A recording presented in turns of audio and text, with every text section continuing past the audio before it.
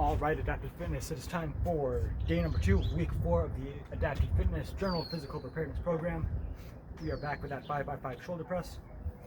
Then we've got our conditioning piece, and then we'll revisit some similar accessory stretching that we had a couple weeks ago. So let's get right into our shoulder press. So it's the same 5x5 we had in week 1.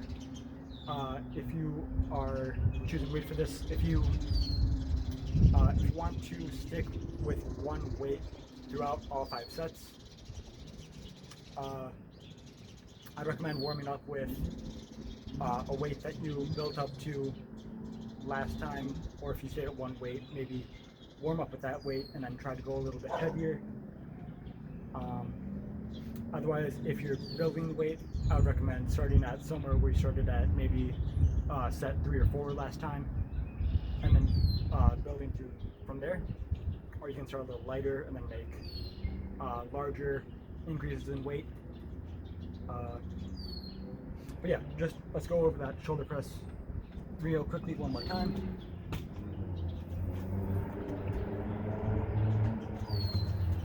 Again, getting that weight on our shoulders, elbows in front, and we're just pressing straight up. The only movement is in the shoulders. Biceps finish next to the ears, and elbows are locked out. Again, try to keep that rib cage and pelvis in line so that we're not getting a big arch in our back.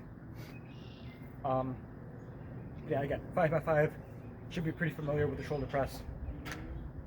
And then just see how you measure up based on how you felt or how you performed the first time we did this 5x5. So we can go right into our conditioning piece. This is going to be for time. We're going to have 2 movements. For standing, it'll be the dumbbell swing and toe taps. We'll alternate between those 2 movements, and every time we go back to a previous movement, we're going to have less reps. We've got the same rep scheme for seated, except instead of toe taps, we'll have waist to shoulder. So let's go over the dumbbell swing. So I'm going to first demonstrate it with a kettlebell, and then I'll show with a different weighted object, one that you probably have more access to than kettlebell. But the way that kettlebell works, we're going to kind of grip that with our knuckles pointed down, stand that up to our waist, and then we're going to have that same, our hips going to drive back, similar to our deadlift, and then they're going to come through, and then we're going to thrust this weight forward. Arms stay extended the entire time.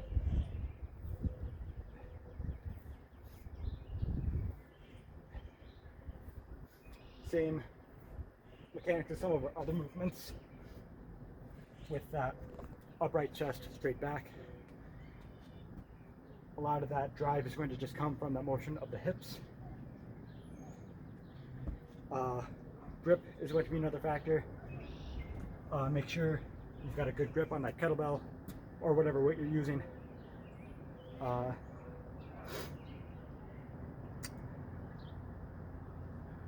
Then that might get taxed so long as you hold on to that. You can go, ideally, we can have you swing so that weight is right about eye level. If you want an extra challenge, you can go further and further overhead.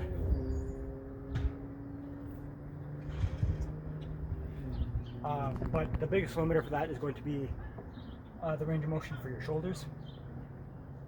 So if you don't have a whole lot of comfort in your shoulders' ability to go overhead repeatedly, you can just keep going to eye level. So now I'll show with a dumbbell instead. Same idea. You'll have that similar grip, knuckles down, still swinging through the legs, still arms stay straight the whole time, and we're using that hip drive to send our weight upwards. What this is going to look like for seated.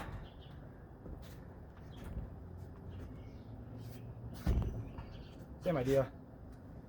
It'll be more of a hinge in the lower back.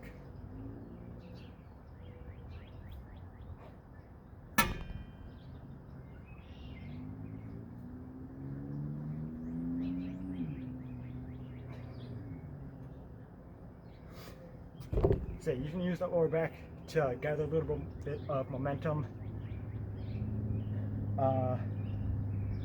You might not have as much clearance to go through your legs as if you were standing, but just go to a level that's comfortable to where you can still generate some forward movement with that lower back hinge and that swing. So this workout's going to start with 30 of those dumbbell swings. So after those 30, for standing, we're going to go to toe taps, and you can use your weighted object for this. Basically, it's just going to be lifting up that toe, touching your weighted object, bring that back down, switching feet over and over. Kind of reminds me of a soccer player dribbling a soccer ball. To go faster,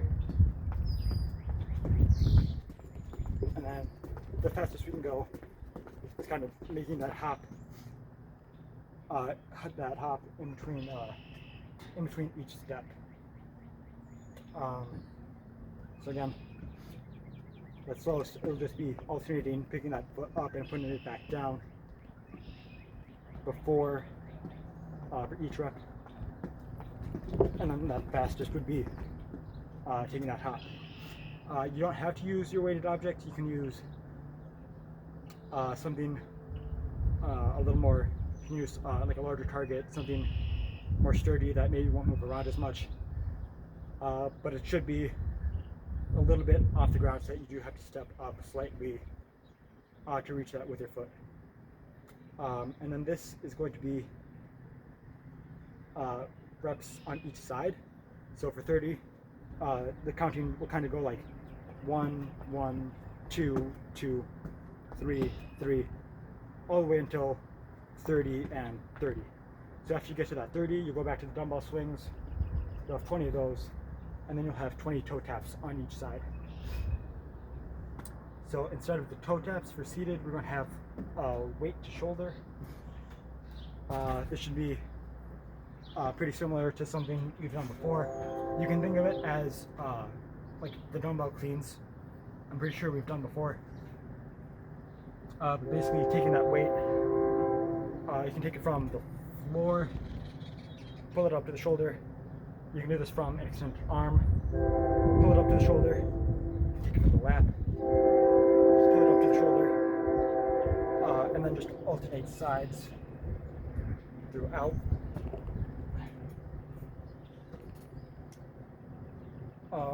Or you can do it if you have 2 dumbbells. You have the same option. You can take them from the floor to the shoulder.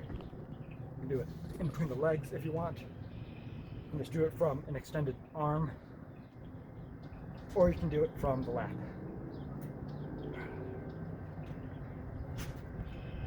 So, should be pretty familiar. If you do them alternating, if you just have one weighted object and you're just alternating, you'll do 15 each side for a total of 30. But again, after you go through those 30 of whatever that second movement in the couplet is, and you go back to the dumbbell swings, it'll be 20 dumbbell swings, 20 toe taps or weight to shoulder, go back to the dumbbell swings, got 10 of those, and then 10 of your second movement. So once you finish 10, either your 10 and 10 toe taps, or your 10th with the shoulder, then that'll be it for the workout. Go as fast as you can, keep a timer, keep track of your time, and then that will be it for the conditioning piece. So now we can go to our accessory work. This is a repeat of some accessories we did, I believe, in week 1. So I'm just going to go over these really fast. If you want the more detailed explanation, you can go back to that part in week 1. I believe it was week 1, day 1, that we had these same stretches. So I'll go through seated real quick. We've got the seated hip stretch, 1 minute on each side. I think the change we made for this time around is we're holding each of these stretches for a little bit longer.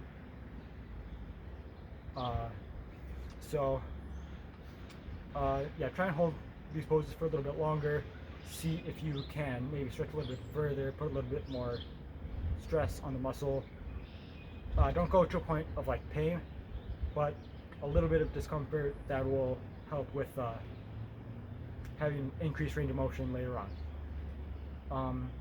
So then the single leg stretch, we have that 1 foot planted, 1 extended, reach for the extended leg, 30 seconds there, 30 seconds here, and then the seated sitting reach with both legs. So both extended, reach forward, 30 seconds. You go through that a total of 3 times. So, and I didn't mention it, but the hip stretch, have that ankle up to the opposite knee, and this will be 1 minute on each side, so a little bit longer than the other stretches. So now we can go back to standing. All right. So this time we've got 30 seconds of each stretch on each side. The goddess pose, that is that bottom of the squat hold we had before. Again, same idea as the squat, just holding it in the bottom for 30 seconds. Then we've got pigeon pose, similar to that seated hip stretch, but this time we are on the ground. So keep that knee in line, but bring the ankle to the opposite side, and then just kind of shift your weight forward. Hold that for 30 seconds. Switch sides. Hold this for 30 seconds. Single leg stretch each side. We'll have our legs in kind of that V. Reach to one side, 30 seconds. Reach to the other side, 30 seconds. And then we have 30 seconds of ragdoll.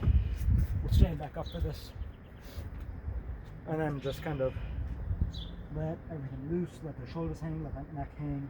Just feel that stretch in the back of your legs. And just hang out here for 30 seconds.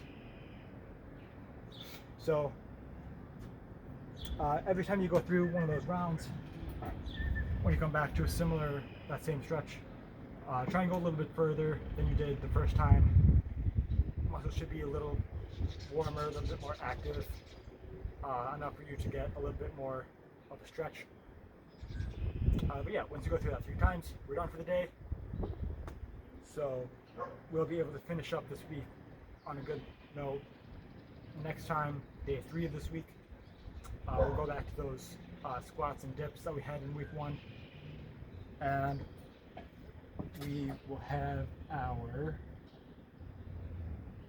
kind of another challenge in our accessory work that'll